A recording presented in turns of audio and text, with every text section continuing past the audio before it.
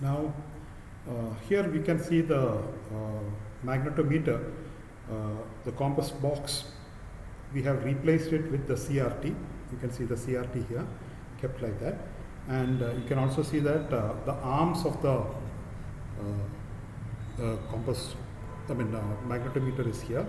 So what we have done is basically we have just exactly replaced the compass box with the CRT there.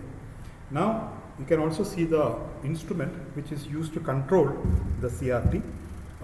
So there is one knob here which controls the intensity. You can see the intensity, and then you can see the second knob here which is actually supposed to be focusing the spot.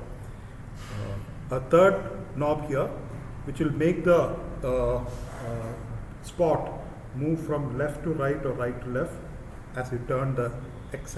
That's why it's called as X shift out here. You can see that.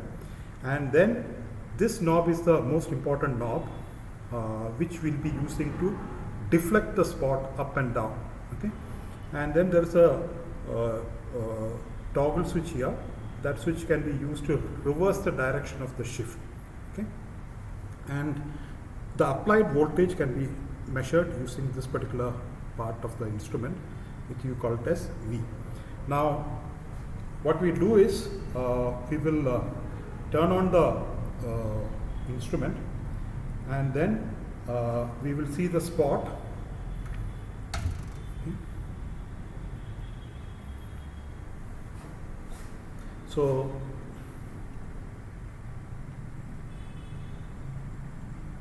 now, I don't know whether you can see this. The spot is here. It's a green spot, which you can see here. So if the adjustments were exactly fine, you will see that the spot is bang at the center if every adjustment is proper. But in our case, it is not exactly at the center, it is slightly up. So this point is going to be our reference point. So from the center, let's say these distances are measured in centimeters. Okay. So for example, this is if this is the origin out here, bang at the center. Okay. Then this is 1 centimeter, 2 centimeter, 3 centimeter, and so on. Similarly, you will have downward this thing also. Okay. Now, first thing what you do is basically you reduce the deflection voltage so that the deflection voltage is 0. Okay. So you can see that the voltage is 0 now. Okay. And you will also see that the spot has come almost to the center. If you shift the XY shift, you will see that the spot is moving to the left and to the right. Okay. So you move it till the deflection comes almost to the center of it. Okay. Now you note down the initial position of the spot, which in our case is roughly about 0.1 centimeter, okay, or 1 mm is the deflection that you noted down origin. Okay. Now what you do is you bring the two magnets which are kept here. You keep the two magnets at exactly the same distances which you have measured earlier. Okay. So you can see that initially, to show you the exaggerated effect, let me keep the north pole at this distance and the south pole at roughly the same distance other side. Okay. Now, if you do this, you will see that even though I had arranged the spot initially at 0, now the spot has gone downward. Okay. I hope all of you can see this. Okay. So now let's see what's happening here. Let's try to understand what is happening here. The electron beam, or the beam of particles, right now let's assume that we don't know what is the particles which are coming. The particles are moving from here to here in this direction. Okay. It is coming from in this direction, and the magnetic fields are from the left to right. Okay. So V is in this direction, V is in this direction, B is in this direction. So V cross B should have been in the upward direction. Okay. So the deflection of the spot should have been in the upward direction, if the particles were positive. Okay, but in our case we just now saw that the deflection is to the downward direction. So what does it imply?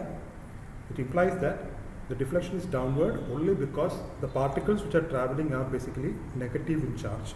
Otherwise the deflection would not have gone in the downward direction. Okay. Now what we will do is, by adjusting the deflecting voltage here, we should be able to bring the spot back to its original position. Okay. So let's first turn this thing and see in which direction let's first increase the thing and then see which direction the spot is moving.